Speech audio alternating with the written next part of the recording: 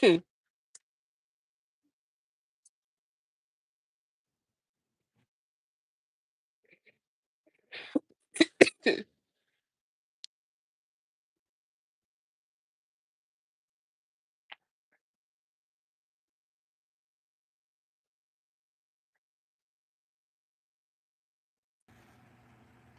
we go. Hello.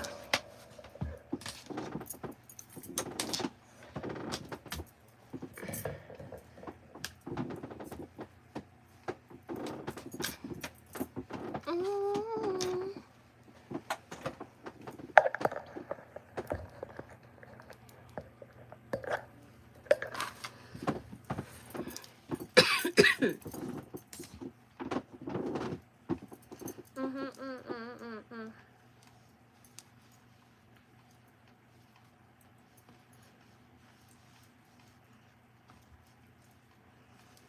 Welcome in. Welcome to my room. I'm finishing up a hand knit project.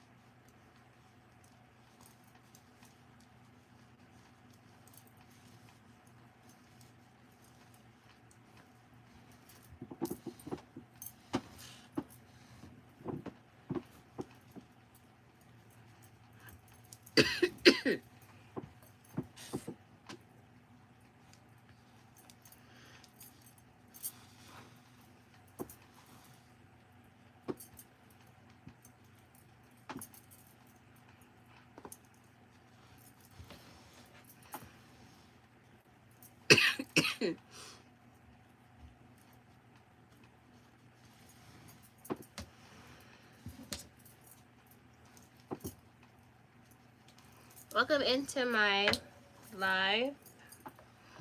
I am finishing a hand knit project. So right now I am stitching the sides of a sweater together. This is the most tedious part about it because you kind of have to pull it all the way out, back and forth like sewing. I am hand knitting, so I just hand knit this sweater on my TikTok live. So now I am sewing them basically together, sewing the front and backs together at the sides of the sweater. So once you sew the pieces together, you kind of have a big open, like open vest. So you have to kind of sew down the sides, sew them together. So that's kind of what I'm doing here with this long piece of yarn. But I didn't end up making this very long, so I shouldn't need all of this.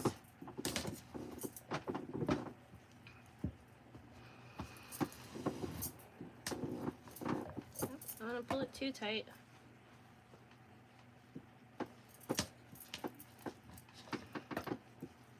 And you just want to stick your yarn like right in between those first two stitches.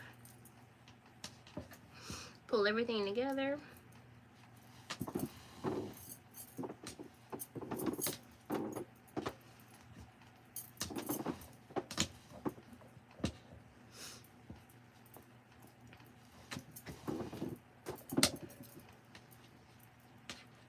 So I'm almost done with this side.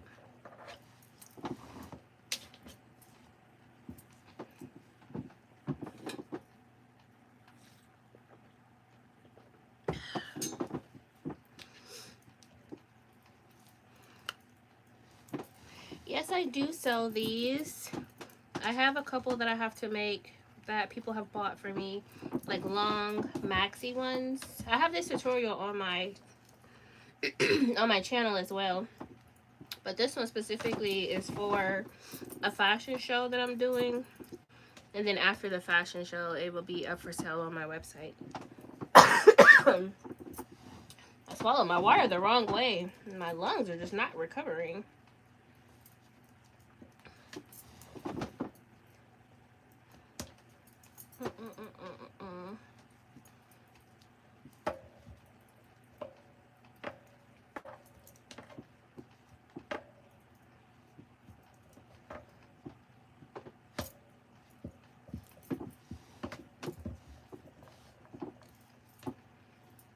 So this is the last step, kind of, in the process of making these. Is stitching them together, and then you're gonna go through and clip any of your extra yarns you might have hanging around.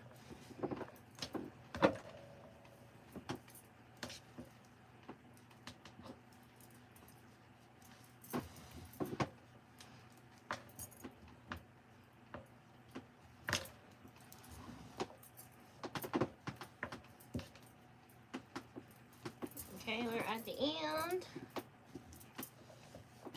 Let's do one more, like a back stitch, double stitch.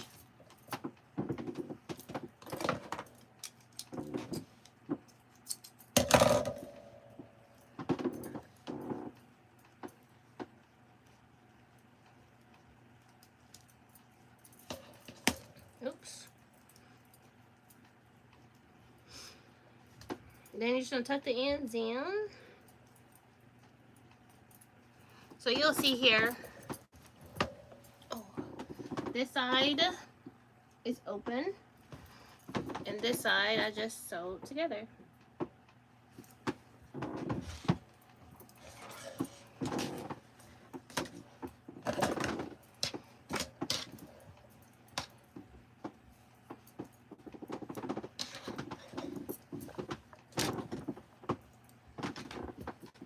I feel like these arms are gonna be snug, but we're gonna see how it goes.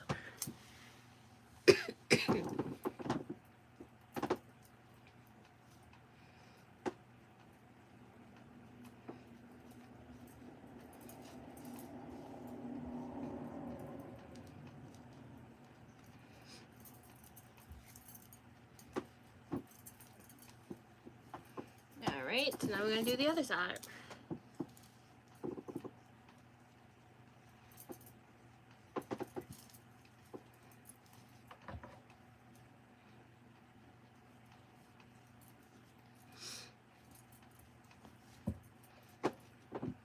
Double knot that, and we're gonna knit it or stitch it.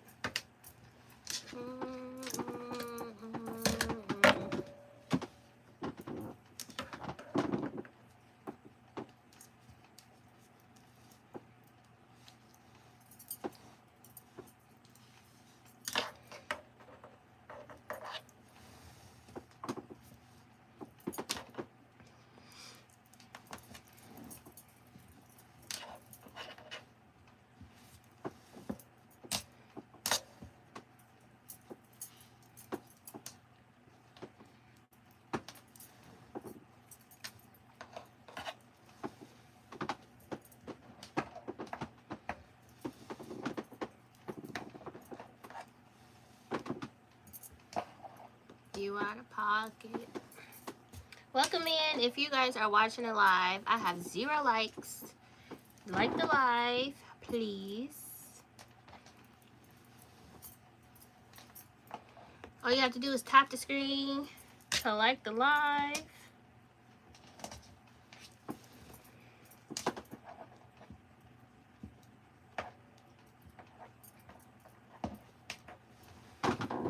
You can send gifts in the gift grabber. You can send super thanks. Thank you for liking the live. Somebody hears me. Somebody's watching. Says there's 6 people in the room. I don't be knowing if it bots or what, because nobody be talking. Nobody leaves comments. We're out of pocket.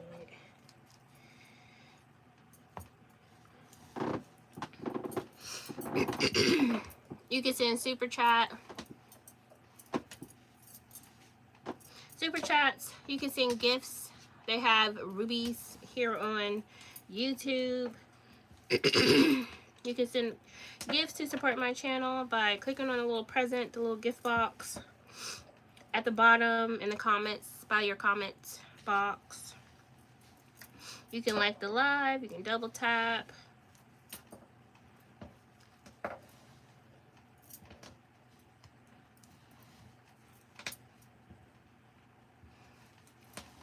You can also send emojis in the chat box. Let me know that you're here, that you're watching. Continue to double tap the screen to like. So after this, I hope to do some prep for some sewing. Thank you guys. There we go. Tapping the screen, got some hearts going.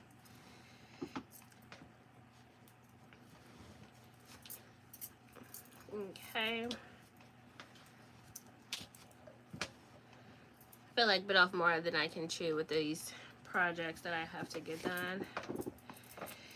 If I could just take off work for a week and just sew and create and not have to worry about anything else, that would be lovely. But I can't. My small business is still small.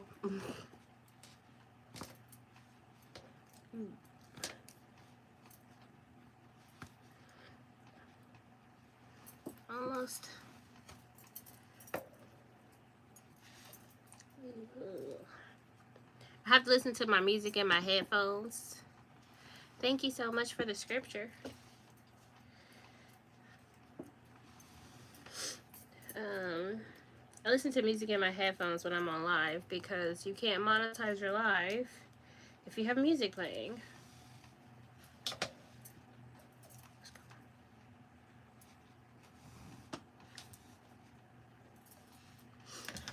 All right.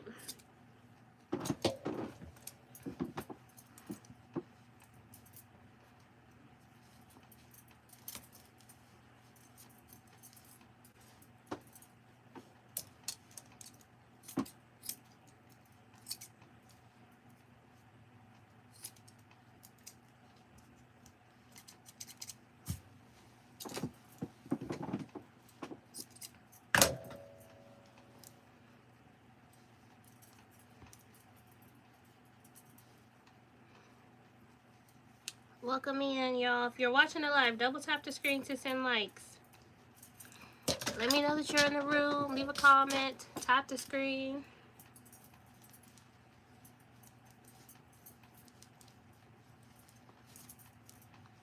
Double tap the screen to send likes.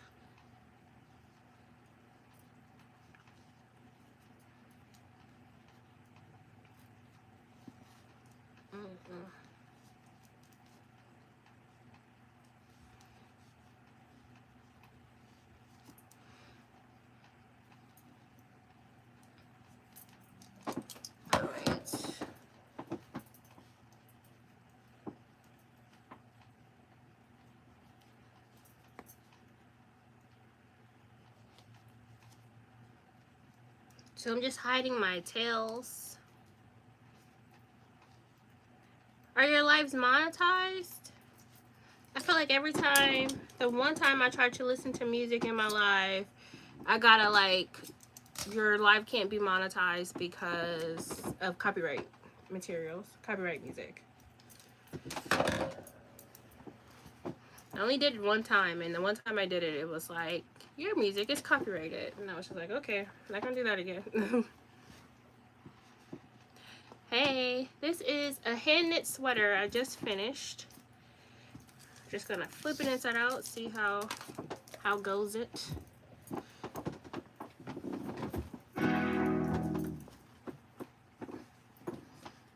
This isn't for me, but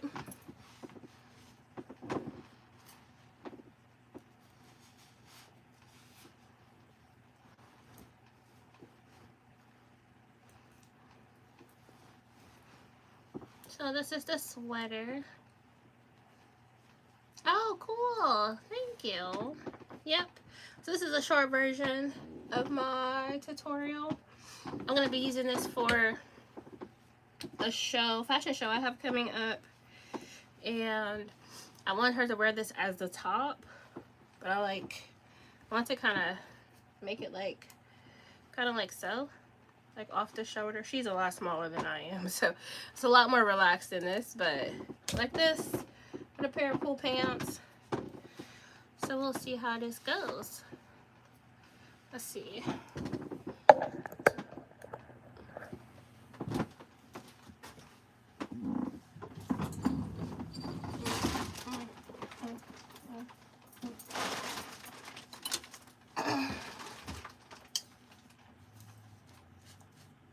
See what we have here. I'm so glad the tutorial is working. I met someone else who said that she used my tutorial and she was able to make her own cardigan, and I'm like, yay!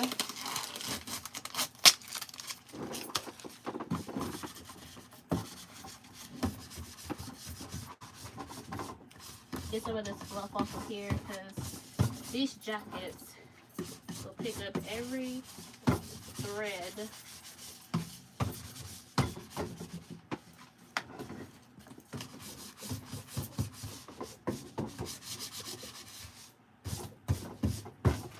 Let's get it.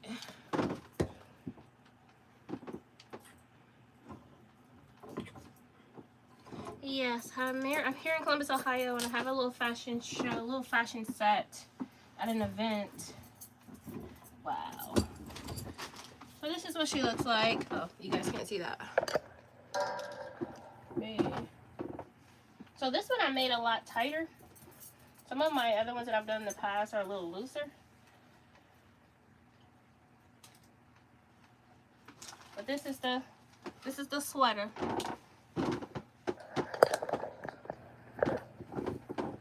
It is 10:47. My goal was to be done by 10:30. And I said I was close to being done by 10:30 because I was on TikTok. I was on TikTok and then I got off TikTok and I got on here. So it was a little bit of time in between. But I'm hoping to make these pants, or a version of, like using them as inspiration.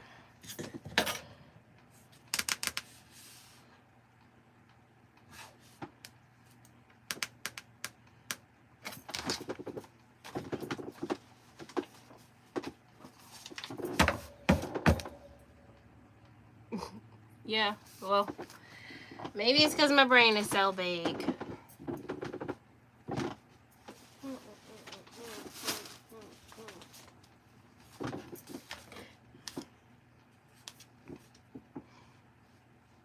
I started sewing at 15, so I've been sewing for about 18 years.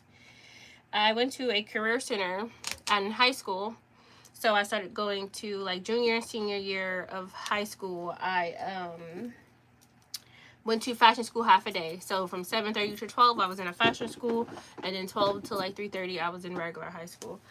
And my fashion school was owned by Lex Wexner. So we had all the industrial machines, all of the high-tech machines. So we didn't sew on like home machines. Everything was industrial, like Jukies and like stuff like that. So from there, we had two instructors. We had a sewing instructor and an illustration instructor. The illustration instructor was a professor at Columbus College of Art and Design, but he was a Kent State graduate. And he helped me put my portfolio together for Kent State. And then I ended up attending Kent State, where I have a degree in fashion design and manufacturing and production. And I work full-time as a technical designer for a legacy plus-size brand. And I do this on the side. Yeah, I've been sewing for a long time. It's like I started sewing at 15 and I never stopped. Like, I had children. I slowed down for a little bit when I had my boys, but outside of that, I've been pretty much sewing since I touched the sewing machine. All my life, I want money and power.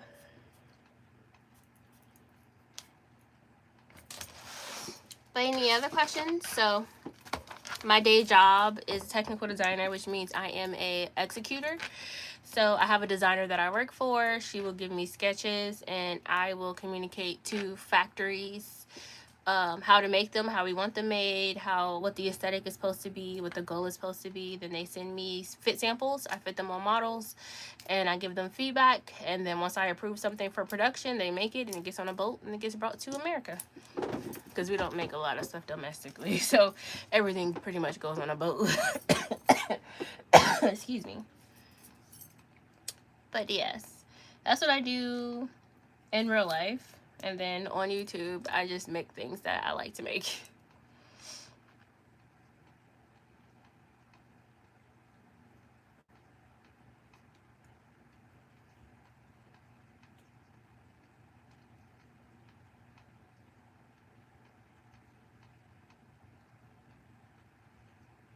What is pant B?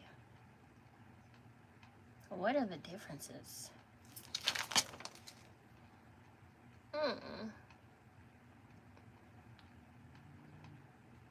Yeah, it is fun. It's been a little crazy right now because of everything that's happening in the government, but it's cool. It gets the bills paid.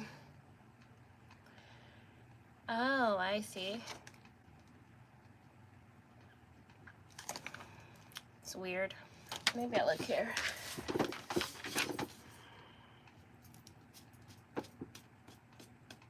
I'm guessing they're just different lengths.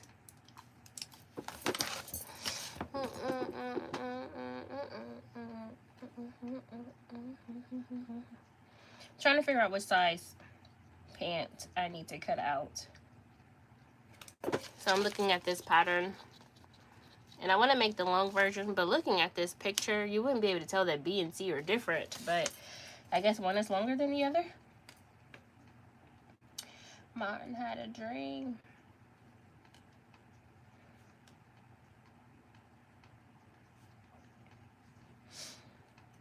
So she's looking like a 14.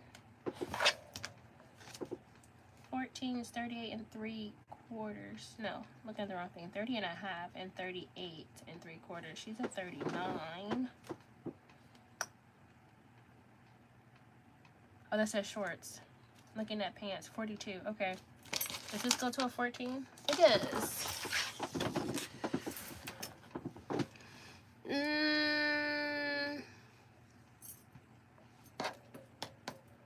Would I ever want to make my own plus size print? No, not really.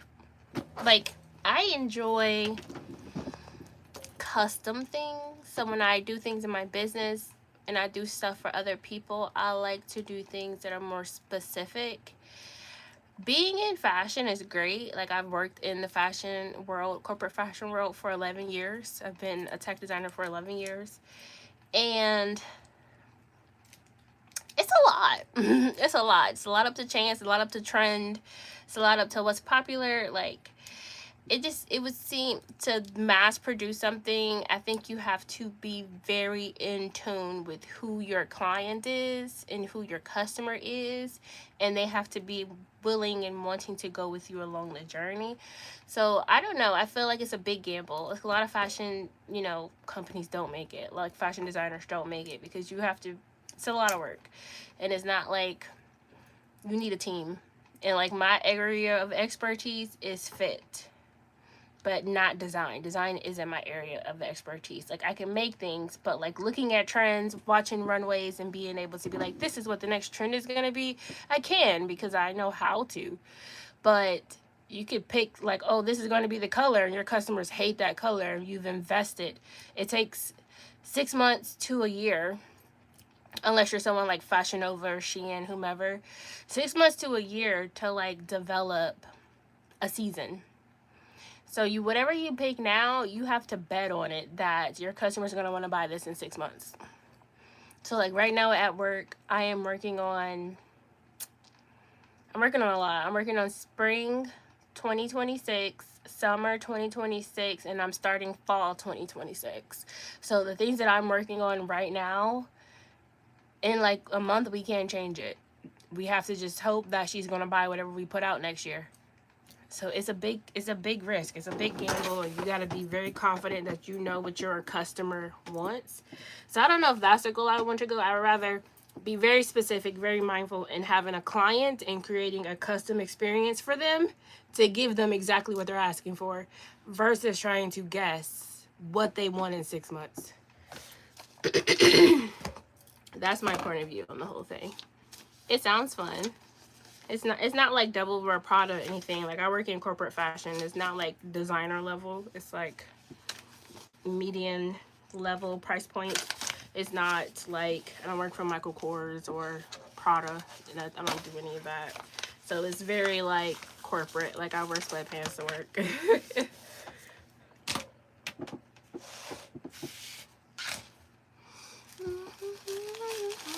So I'm looking at this.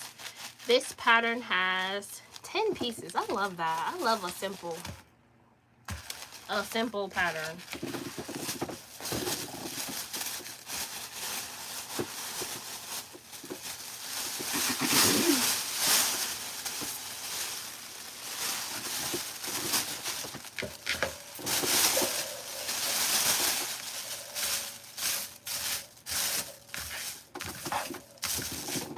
They got some unnecessary pieces already.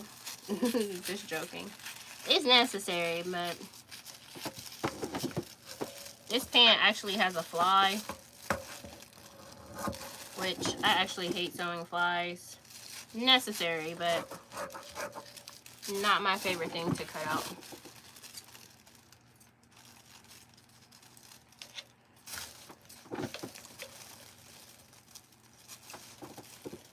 I don't even like it.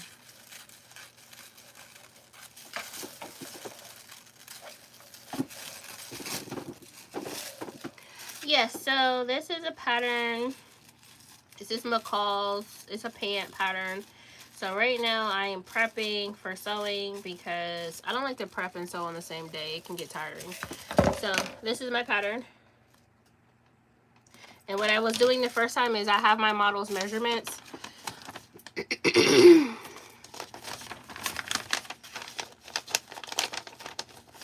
I have my model's measurements, and typically this bottom section on your pattern tells you what the finished garment measurements are.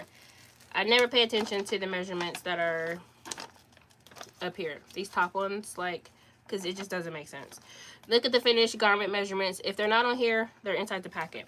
So inside your packet, you have an instruction pamphlet. It'll have technical flats. Like, this is what I do at work, like technical flats. These technical flats, and then it'll tell you all the pieces that are included and all of their names. So like this pant has 3 versions. So if you look on here for the pattern pieces, it'll tell you like ABC, ABC, so which patterns go with which design. But since this pant only has 10 pieces and the only difference in the 3 sizes is length, and the length is all on one pattern piece.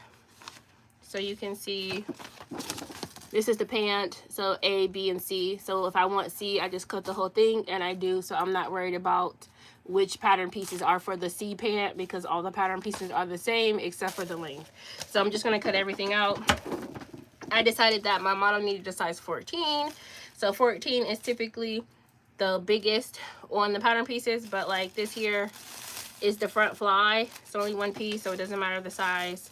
This here is a pocket facing, also the same. Doesn't matter the size, but if you can see my table, number 10 looks like a waistband. It is a waistband, but the waistband has 1, 2, 3, 4, 4 different pattern pieces because it's based on size. So if you read them, this is size 6, 8, 10, 14. So this is the one that I need. And the other ones, I'm not going to worry about cutting them out. I'll just fold them up and put them back into the pocket. So I'm going to cut out the size 14 waistband.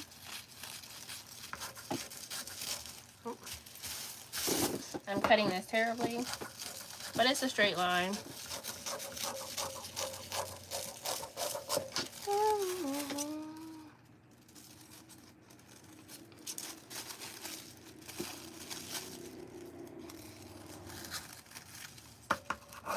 So I'm going to cut this out, and it's only 10 pattern pieces, which is amazing in my head because then it doesn't take me as long. Sometimes you have patterns that have a bazillion pattern pieces and you're just like, oh my gosh. Or like patterns that come with multiple designs. Like if you buy a pattern that comes with like a top and a bottom, you're gonna have like 6 pieces for the top, 6 pieces for the bottom, so you're cutting out 12 pieces. So it gets a little tedious. So I'm just gonna cut around these because I don't need them. Move on to the next pattern piece I have here. It's the side front. It's not based on size because it is a side front pocket bag.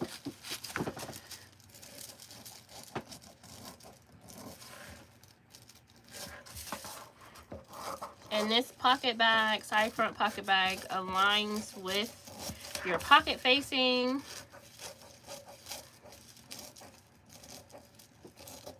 So you will see circles and notches. And this here is your pocket facing. It has a circle right there. So this circle matches this circle when you, this way. These circles, oh, actually no, I'm doing this backwards. Where's the notch? Just, oh, that doesn't make sense either. Pocket facing A, B, and C. This is a type of, oh no, this will match up with the other side of the pocket bag. So not this side of the pocket bag.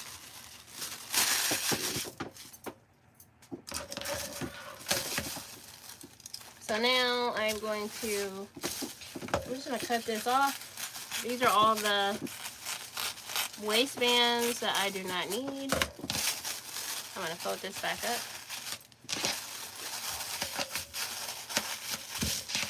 And I fold them back up and put them back inside the pattern package. So this one here is a carrier. So it's not size based. And carriers, if you don't know, it's just belt loops. It's another word for belt loops. So you cut this out, and then you will end up cutting it and then sewing them into your pant as a belt loop.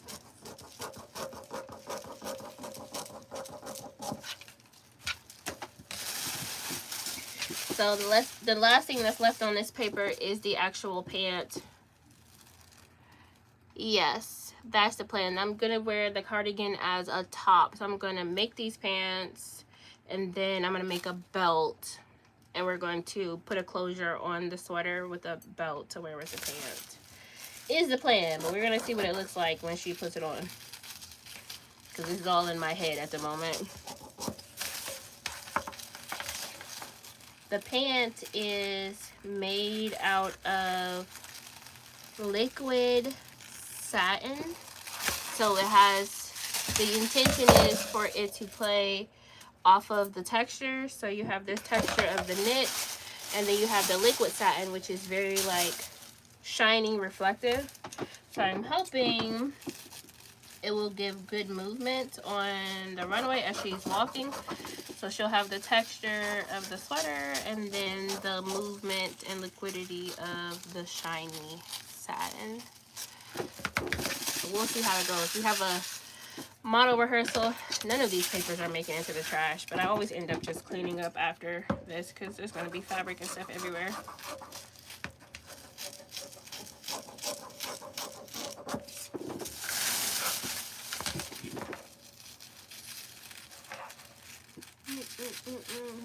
I'm thinking about making her a little bandeau though, so we don't have to worry about any wardrobe malfunctions. But the model doesn't have a lot of, I just ripped my pattern. Doesn't have a lot of boobs. These little flatter in the front. So we might get away with like a little bandeau or something underneath the sweater just for modesty.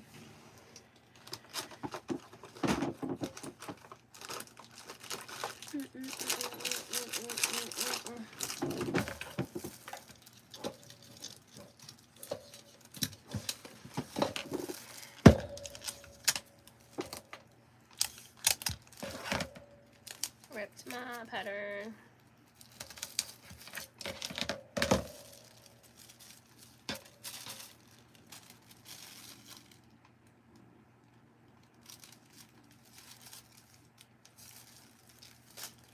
Why do I feel crazy looking at this? No, this doesn't go here either. That pattern?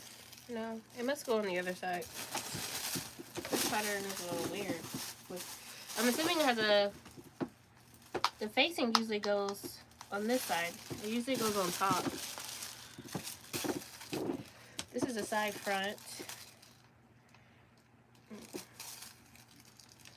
But that dart doesn't match either.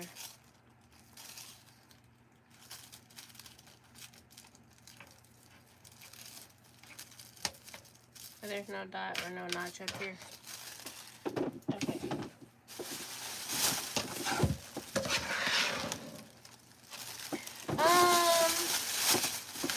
Actually,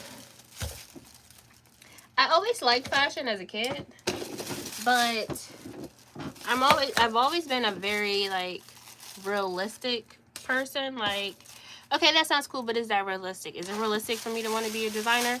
And I live in Ohio now, and I did then, but before that, I'm from Mississippi, so I'm a little girl from Mississippi, and I like being like a fashion designer didn't seem like a realistic goal. Like, everyone in my family and my community thought I was like very good at like being argumentative, so everyone was pushing me towards law school, and I'm like, oh, that sounds cool, I think I can do that. But like, I still do want to go to law school, but like, I was in programs like kind of cultivating me into law school. Like, I did mock trial, I did all of these things, but I would always like draw and sketch and like think about how to make clothes and put things together, but like learning how to do it never crossed my mind.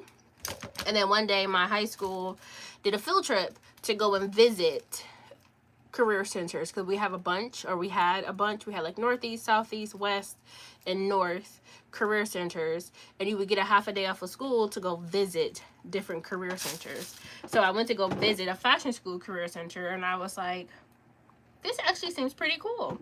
So I went to the career center thing just to get out of school for half a day, and I was like, well, I'll try it and see what happens. And it kind of was like the rest was history. So like, I was, up until that point, I was a junior in high school when I started in the program, and I literally was going to law school up until that point. I had no intention of doing anything artistic or design. Like, I was straight up going to law school. And now here I am, 15 years out of college. Is it 15 years out of college? No, can't be 15. It's 11 years, because I've been in my job 11 years. I got hired right out of college. 11 years out of college. And I still want to go to law school.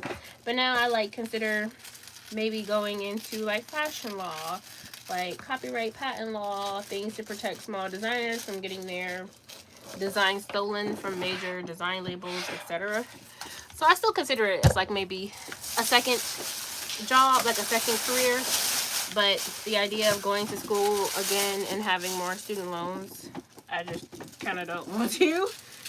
But it's something I've considered. My friend just got her PhD, and she's just like, let's do it together. And I'm like, you're an amazing person, but you are also childless and spouseless, so you have so much more free time than I do. So if I decided I was going to go to law school, my whole entire life would change. Like, it wouldn't just be me enrolling into a program. It would be a complete life change. But my friend got her master's and her PhD, and she just kept going. I'm like, if you had children and like all these other things, it would make it so much more difficult to just continue. Like, for me, my whole entire life would change if I decided to go back to school.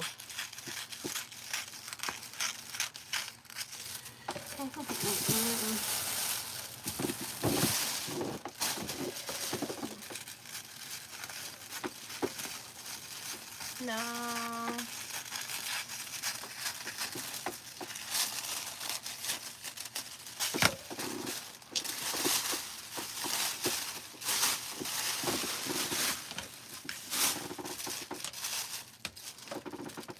Oh, that's why that pattern piece didn't work. There's a yoke that goes on the pants. So that wasn't the waistline I was looking at, which makes sense. I was like, that pattern it ain't doing what I thought it was supposed to do. And I'm doing this wrong. What is this? This is a size 10. So this is a yoke, size 10. I'm doing a size 14, so I don't need that. Make it look. So I need the 14. This is 12. That's 8. 14. Do I need this one? Yes.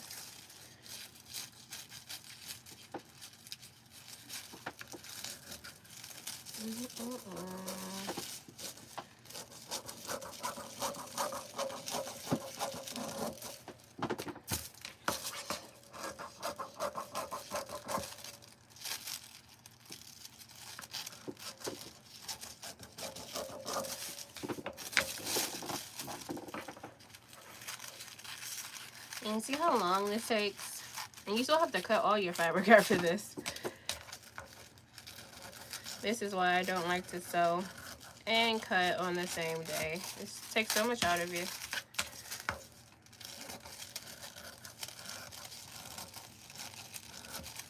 I gotta make it look.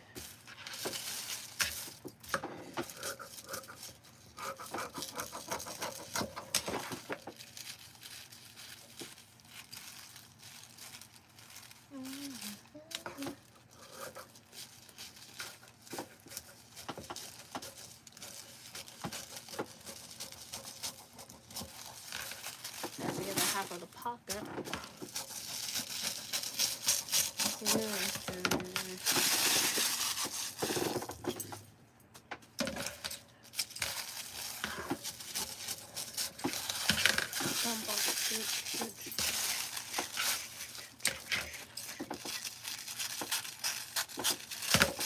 Alright, I feel like that might be all of my pattern pieces. These are all yoke, front yoke, yoke front. What is this? Looks like a waistband, which I've already cut. Yes, it's size 12, so I don't need any of these pieces. Yeah.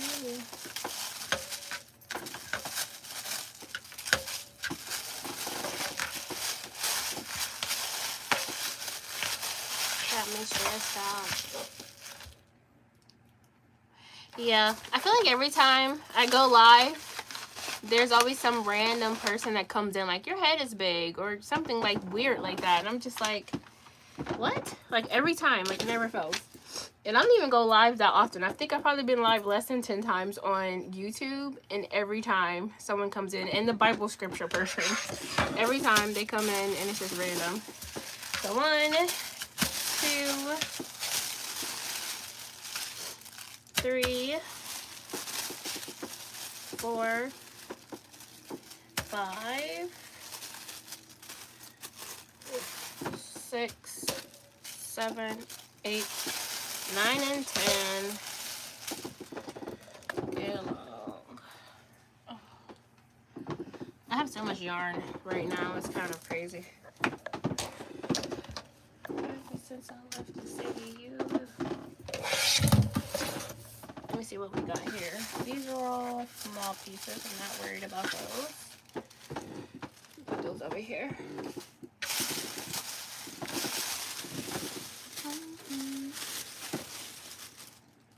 I don't know. Maybe. I'll probably get up early tomorrow because this weekend I teach sewing lessons and hand knitting lessons in person.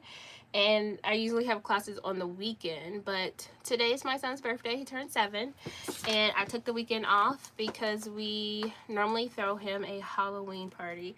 So I don't have classes this weekend, but my son has like a baseball banquet. I have this fashion show rehearsal, and then we have the Halloween party. Thank you. 7 years old, my little guy, my little Velcro baby. But saying that to say, I'm gonna be pretty busy for most of the day tomorrow, but I kind of want to have these pants done for the rehearsal tomorrow because I want the model to try them on because I think she's going to be there. So I want to finish it, so I'll probably get up early in the morning. But if I do it on live, I will probably have the live be recorded so that it would just post to my channel.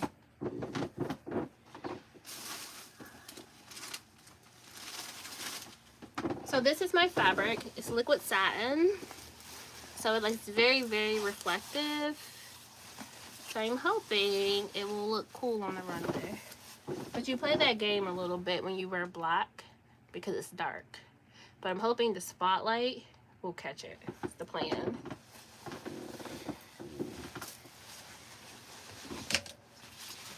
But I'm excited. I've been wanting this fabric for a while now. And finally was able to get it and find something cool to make with it. So it has a little body to it. And the goal is, like, she'll wear it with this. And it'll like play off the texture of each other. My hope, my prayer. Now my hope and prayer is this fabric isn't so wide. This pattern piece isn't too wide for my fabric. And it's feeling like it is. Oh no, I'm good. Okay. No panics, no panics.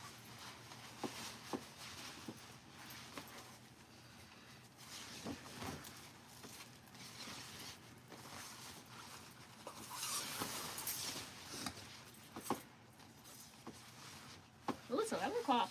I didn't know it was so late. Well, I did, but I didn't.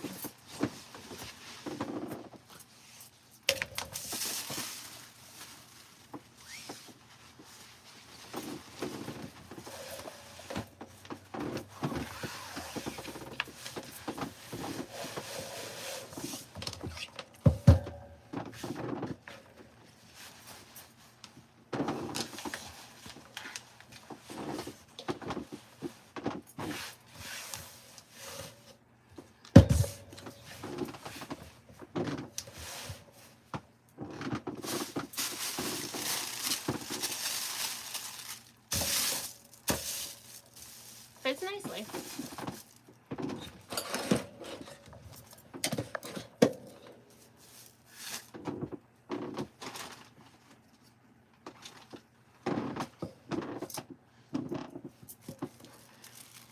So the goal is get it all cut out.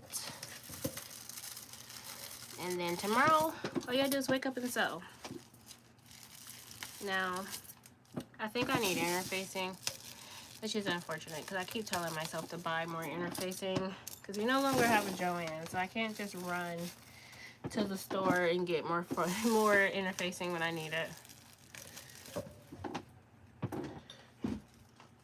My light is being not nice. There we go.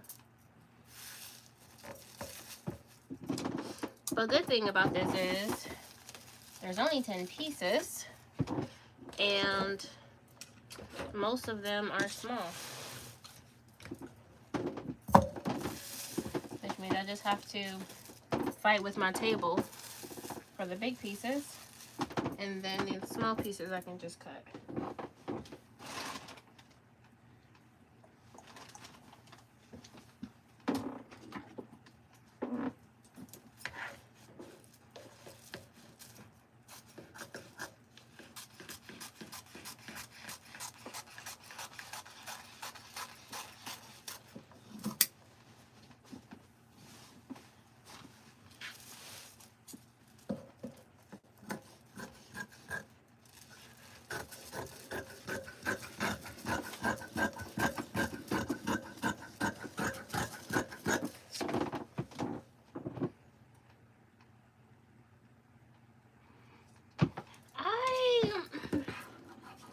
I feel like it's an overwhelming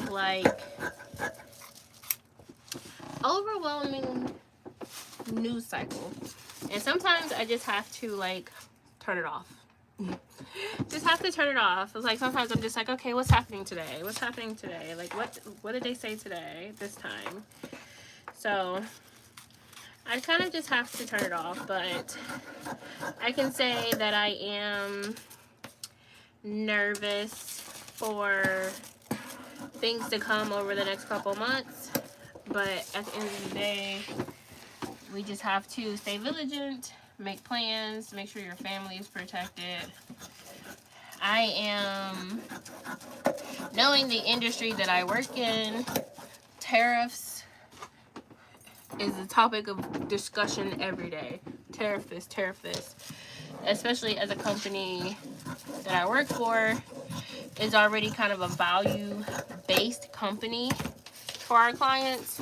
So to have increase in how much it costs for us to process things makes my job harder, because it's like, okay, Fantasia, we love this dress, but how can we take off $1? Can we take off a button? Can we shorten a sleeve? Can we change this construction? So like a part of my daily life right now is talking about tariffs. So it's like, ugh. But optimistic that at some point we will hit an equilibrium prayerfully, and we will all kind of feel better about whatever is happening in this country. I just don't want it. I don't want to be in the same position as a lot of other people where it's affecting their livelihood, which is why I have my business. It's really kind of picked up. So like, not to say that I would be able to live the same life I live now off of my business, but teaching people to sew is something that a lot of people are interested in now because of everything that's going on, like being able to fend for themselves. So I feel like I have a skill set that's transferable. So I teach people how to sew. So I'm hoping, you know, push comes to shove, I'll still be able to support myself if anything was to ever trickle down on my side.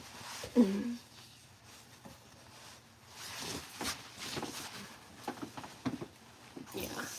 And like, I have a TikTok, and TikTok is very, I don't want to say political, but there's a lot of things happening with TikTok specifically. And one of those things that I've noticed personally on TikTok is that the algorithm is very local. So in the past, I don't think it was very local, but I think people say they're geotagging, something like that. I don't know all the specifics, but they're geotagging on TikTok. And although it sounds kind of sucky, like, dang, they're geotagging, but in my benefit, it's been helpful, because I didn't typically see things from my area, my, you know, my city, and I do now. And I randomly made a post on my TikTok about being in Columbus and that I teach sewing lessons, and my TikTok page has skyrocketed because so many people have signed up for my sewing lessons. So it's worked out in my favor that they have been geotagging, but it's just, so it's a little disheartening to know that it's being so manipulated, but it is kind of working in my favor. Like back in August, I had 6,000, 7,000 followers on my TikTok page, and now I'm almost at 16,000 followers today. So like, it's worked out in my favor, but my goal is to get the best out of it, whatever I can do to help benefit myself. I don't want to be scared. I don't want to be like, okay, how do we pivot? How do we make this work?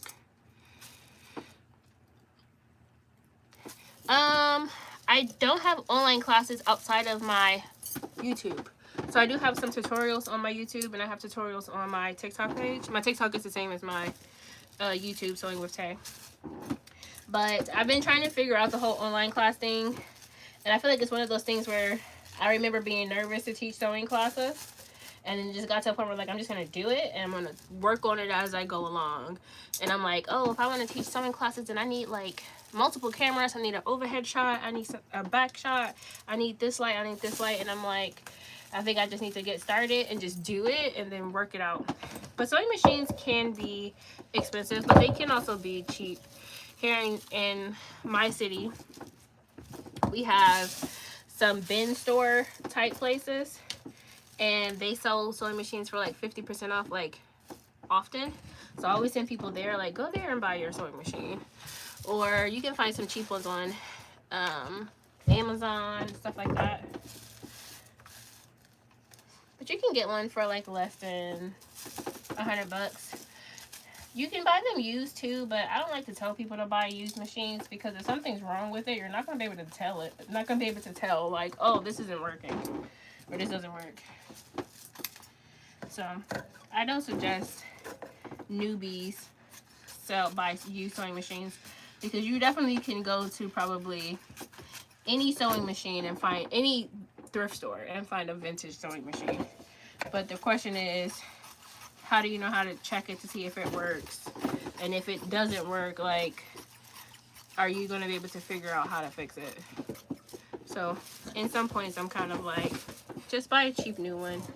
I teach everybody how, my students, I teach them how to sew with Singer machines because they tend to be a little bit on the cheaper side.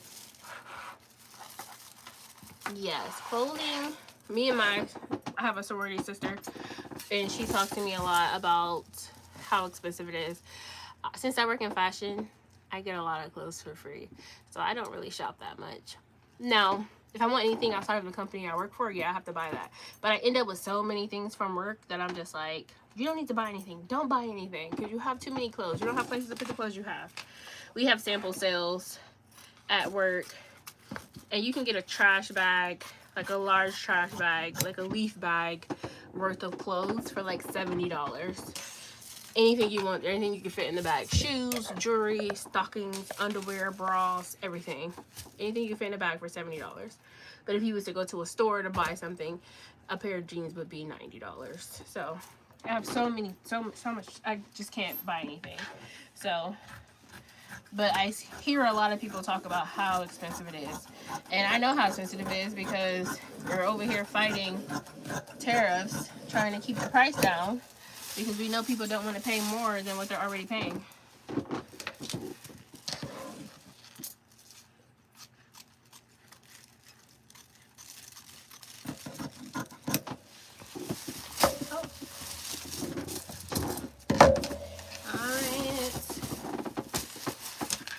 Those are the big pieces.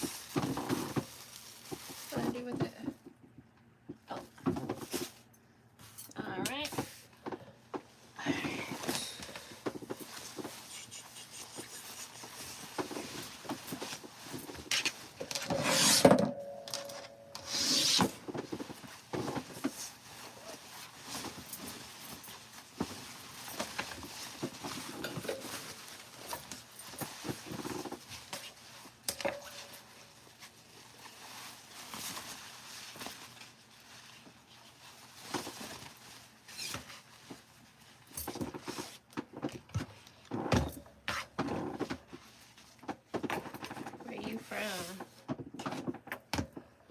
Where do you live? You said the United States. Yes, I have a learn how to sew tutorial on my channel. Learn how to sew playlist on there. So it kind of has starting from the sewing machine all the way up. And if you go to my TikTok, I also have a learn how to sew. I have patterns, like how to read patterns kind of start to finish, how to get started sewing start to finish, starting your machine and starting to practice. Oh, okay. That's cool. I keep saying I'm going to come to the UK. I joke a lot that with the industry I work in, I can work in any country I want to. And I have an uncle who lives in England somewhere. And I'm just like, I'm going to come live with you and look for a job. I'm going to get out of here.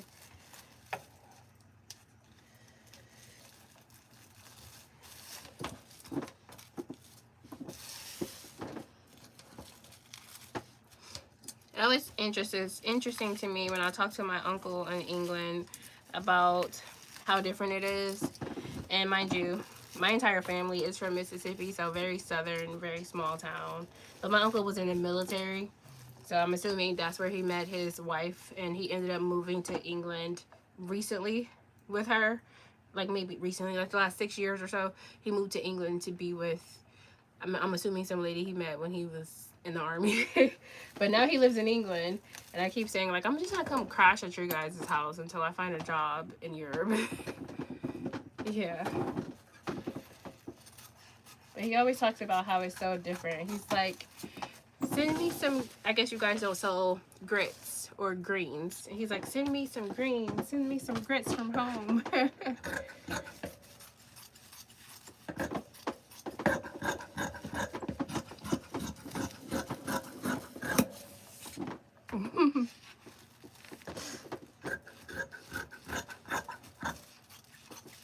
But I do want to go. I haven't actually been to Europe, and I want to go.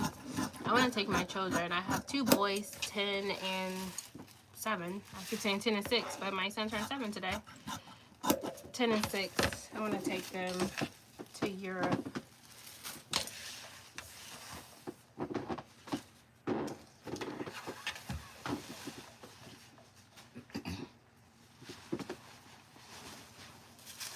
Oh no. I just knocked half my patterns on the floor.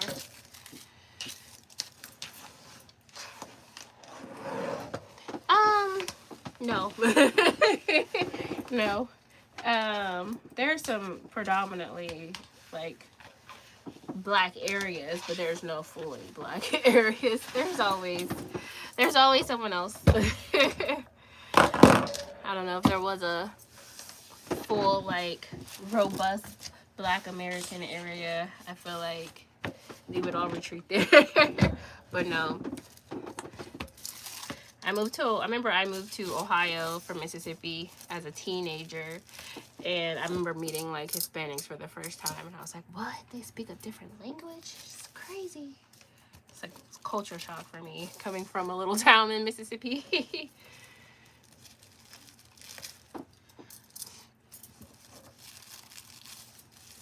Hi, Ruth. How are you?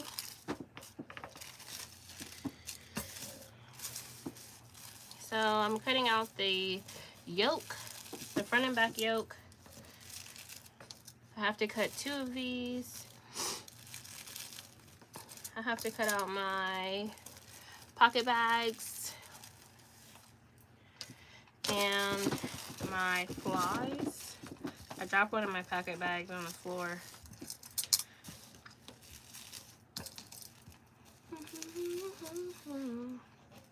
I do want to go online and do like more sewing tutorials. I feel like every time I try to do like a sewing thing online, like a scheduled sewing class of some sort, like no one shows up and it's just me on live talking to myself.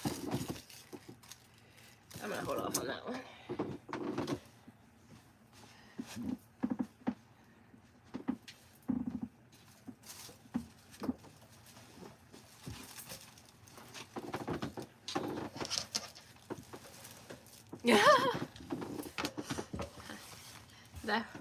I crack up because we would get like spelling tests and things like that as kids when I moved to Ohio, and they would always try to give us Mississippi as like a hard word, but I'm like, I'm from Mississippi, I can spell Mississippi, I can do that. That's not a hard one for me.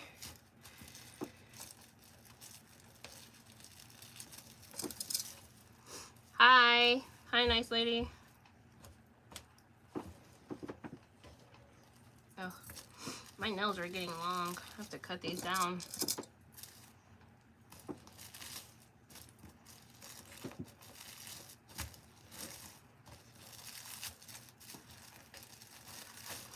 So we got front and back pocket, front and back yoke, and I have a fly and pocket facing.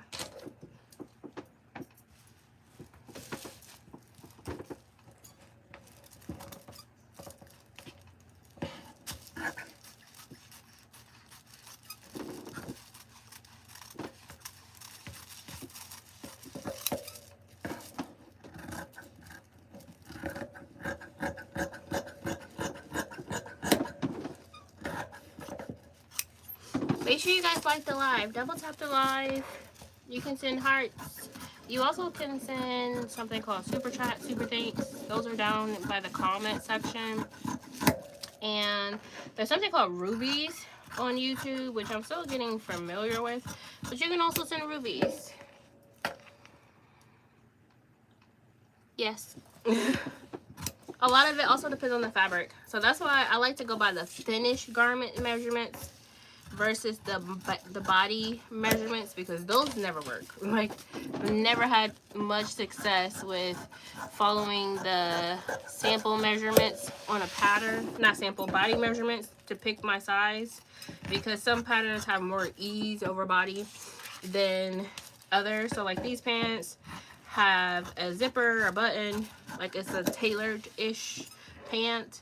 So these will fit a lot different than sweatpants. So those will have more ease. So if you don't make the exact right size on your sweatpants, you might be able to still be able to fit them.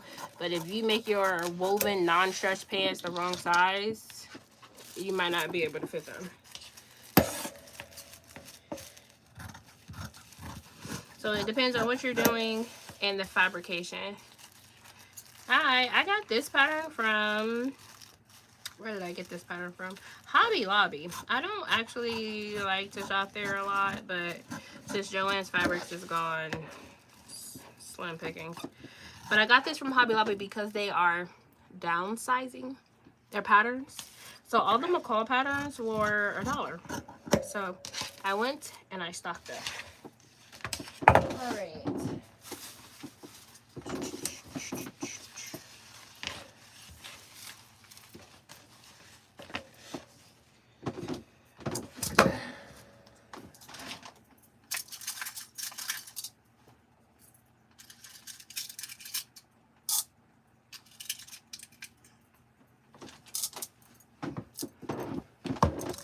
All right. What do I need for this? I only need one of these.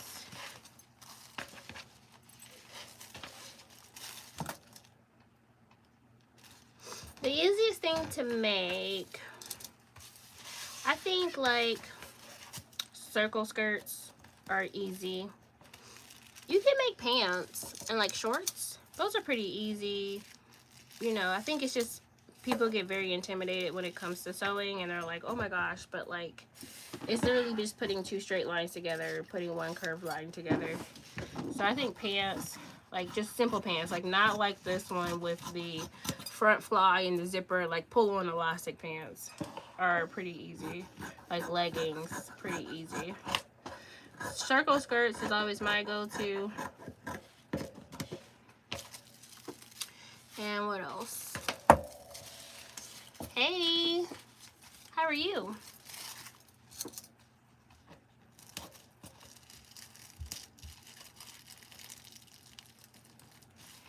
I mentioned to you guys that today's my son's birthday, and I just heard footsteps, and I'm like, he must be burning the midnight oil. He is not asleep. He's like, it's my birthday, and I don't have a bedtime. Yes. Yeah, I went to Joann's. I mean, I went to Michael's because Joann's is gone. I heard that they, like, sold the big 5 pattern brands. Simplicity McCall's, Butterick, Vogue, Nomi. I think that's it. They got bought by a liquidator. So rumors like, are they closing? Are they moving away from actual tissue paper patterns like this? And then all of a sudden Hobby Lobby is saying that they are like downsizing their space. I only cut one of these. Saying that they're downsizing the space, the amount of space that they have for their patterns. So it makes you wonder. But I was like, well, while you're here, I'm going to buy as many as I can. I think I bought like $40 worth of patterns. And these here are my skinnier scrap pieces that I just had. So I am using those for this.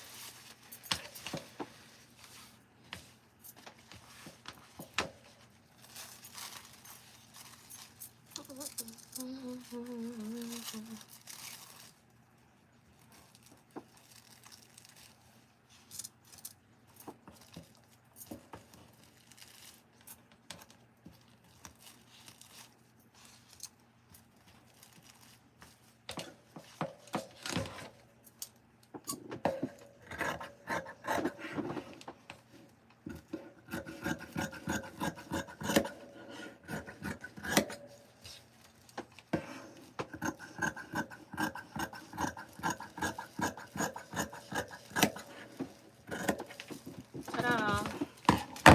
So these are all scraps. I don't like to throw my scraps away because you never know when you're going to need a little piece of something. I'm going to cut that off.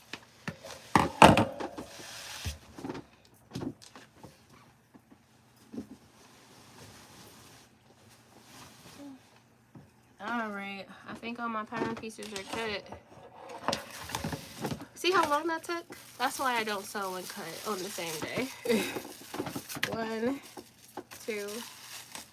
Does this need interfacing? Yes. I need to get some black interfacing. I'm surprised this doesn't need interfacing. Pocket facing. Okay.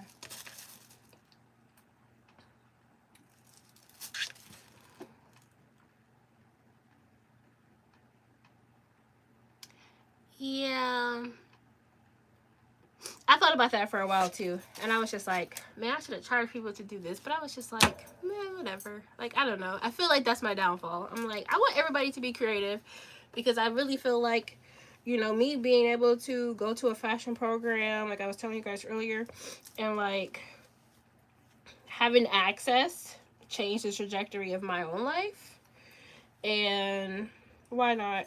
Like, there's some things I charge for, but like they are like $250, $300 because they do take a while. But like, I sat on YouTube and learned how to do it. Like, I don't knit. I'm not a knitter. Like, I don't crochet or anything like that. I only know how to do these. But I do know how to knit in a certain, like, I took machine knitting in college. I understand the anatomy of knit and how to knit. But could I set up my machine? Yes. Would it look great? No. So I literally just sat on YouTube and I learned how to do it. And I was growing my YouTube channel. And I just decided to make a YouTube video for it. And it's one of the videos that have the most views. I make the most money on that video. And it's been continuing to make me money. It's not tons of money. It's like $100, $50, you know, a month or something. But I'm like, whatever. But it brings people to my channel. And then they can buy things that I do offer. So like I have a hand knit teddy bear. If you can see this one right here. That's a hand knit teddy bear using the same technique. Like I sell that, it's $8. So like you can buy that tutorial on my website. So I have like give and take.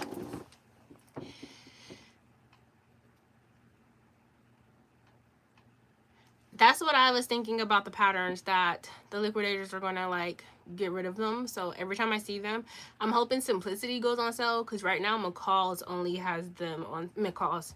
Hobby Lobby only has McCall's on sale. So the McCall's patterns are $1.99 at Hobby Lobby. So I have been buying. I go back and I buy a couple more every other week or so. But the Simplicity patterns are not on sale. So I'm hoping eventually maybe the Simplicity patterns will go on sale, because I really love a Simplicity pattern. I don't speak. This needs interfacing.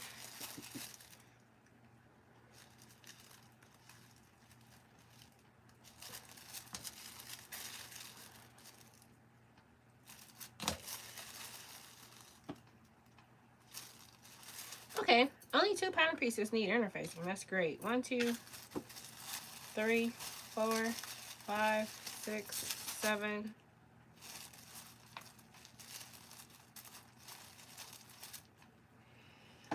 8, 9. I think I'm missing something. Front and back yoke. Pockets, pocket facing. 1, 2, 5, 6, 7, 8, 9. Oh, the carrier. That's what fell.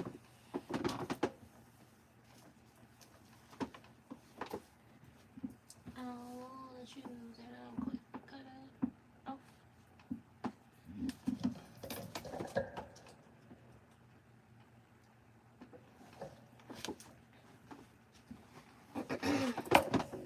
I lost my carrier pattern, but it's just a rectangle, so I don't necessarily need it. But I do like to keep up with my pattern pieces.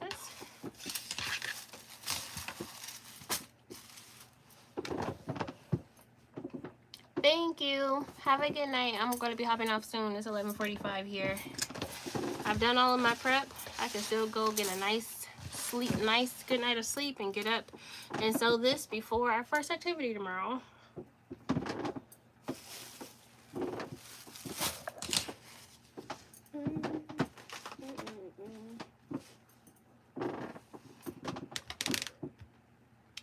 What did I do with that stupid thing?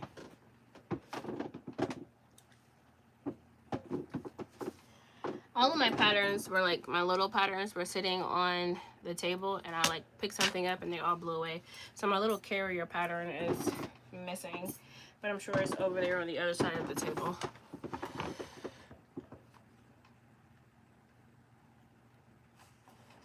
Yes, I hand knit. I do not knit with hooks. It's not my cup of tea. It's not my ministry. I probably have over 100 patterns. I would say that.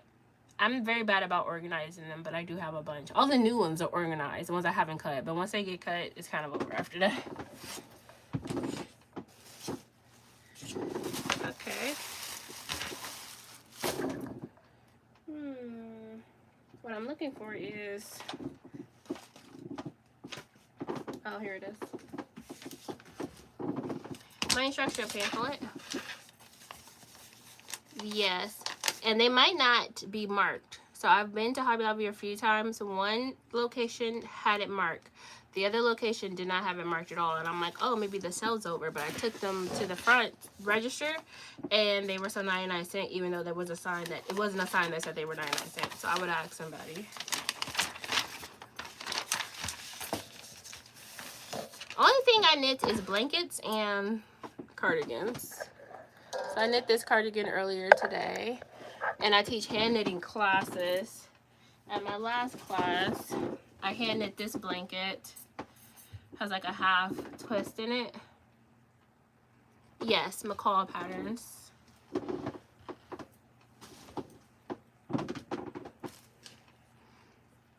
Make sure you guys double tap the live. No.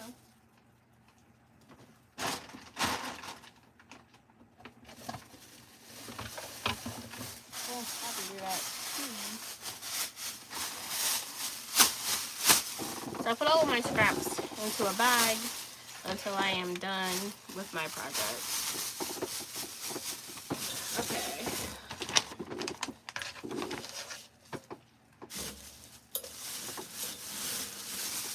You guys can also send super chat, super thanks by, in the bottom of your screen, there is a gift box that's next to your chat box.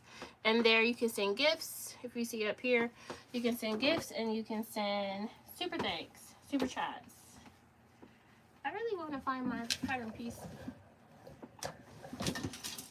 Oh, found it. Okay. Here it is. It's a little piece.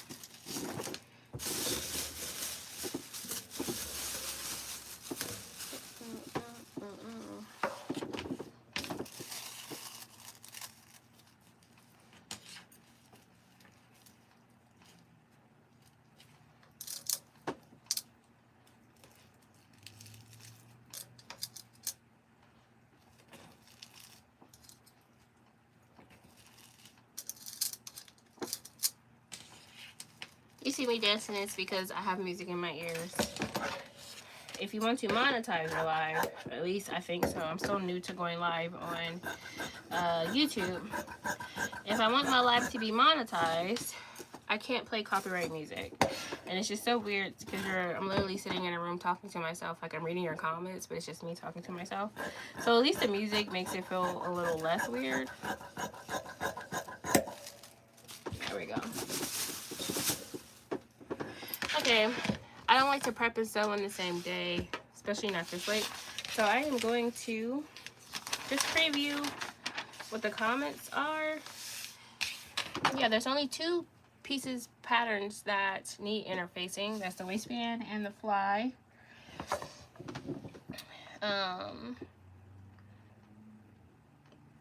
Okay, so we have to sew the facing to the pocket. Sew everything else together. Sew the waistband together. And then you want to sew your fly and your zipper. And then your waistband. It's pretty simple. I honestly hate sewing zipper flies though. I get so annoyed. So many steps. Okay.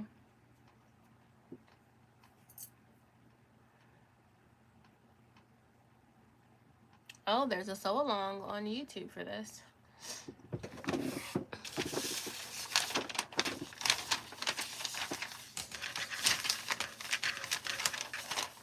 But alright, I think that's it for me tonight, guys.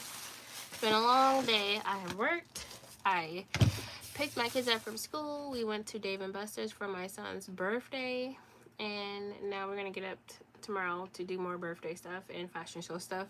So I probably will be back in the morning. I'm going to try to get up early because I want to sew these pants today. I really do. I don't know if I even have a zipper for the zipper fly that I don't want to sew. But I will be back on tomorrow.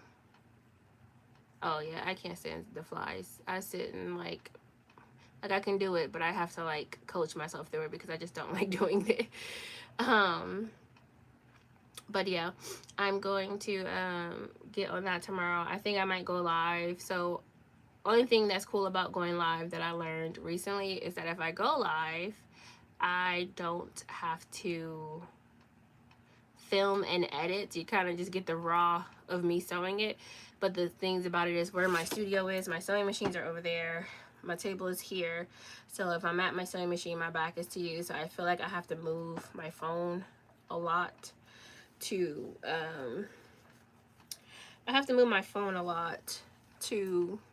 show you kind of what I'm doing, which I think is a little, I don't know, it works, but it's not what I prefer to do. I wish I had a setup to where I could be at my table and then I can pin and work and you can see me, and then I could go to my sewing machine and I can sew and you can see that.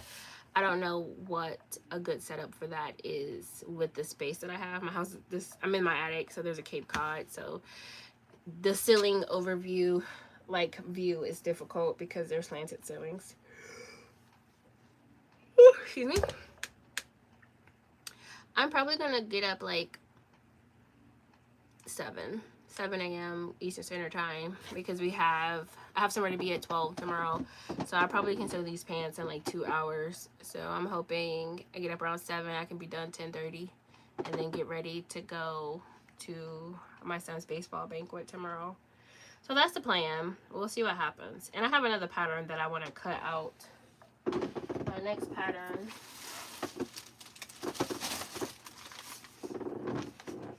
the next pattern I want to cut out is this one. It's another McCall's pattern. And my plan is to do this one next. But that's not happening tomorrow, I don't think. We'll see what happens. But probably going to get up around 7 a.m. and try to get these pants sewed up real fast. Because I sewed up to at least a point where the model can try them on, because I might see her tomorrow. So I want to be able to just put them together so that she can see it. And I gotta start finishing some stuff for this show that's in 2 weeks. But alright, y'all, good night. Thank y'all so much for watching my live tonight. It's been 82 minutes. I appreciate y'all for hanging out. But good night.